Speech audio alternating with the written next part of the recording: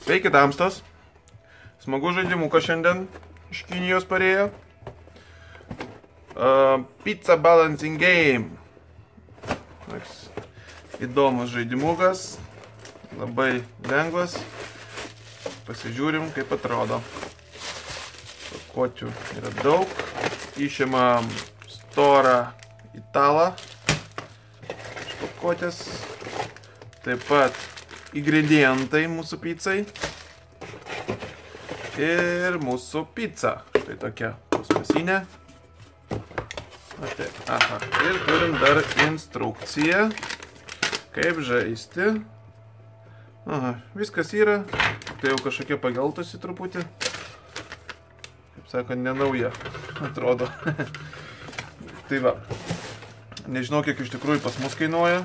Ar iš vis yra tokių žaidimų. Bet išbandom. Taigi, turim mūsų ingredientus pizzai. Visą krūvą. Padaryti tokie guminiai. Taigi nesugadinsit nieko. Vaikam galima duoti. Svarbu, kad nesuvalgytų. Ir turim mūsų storulį. Dedam jį ant kojyčių. O taip. Laikosi. Ir dedam pizzą ant viršaus. Noriu matysis. Taip. Turim pizzą.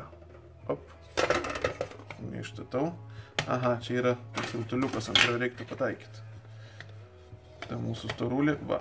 Uždėjom teisingai. Ir taikom pizzą ant piršto. Na va. Pasiruošiam žaidimą. Esmė tame. Reikia mesti kauliuką.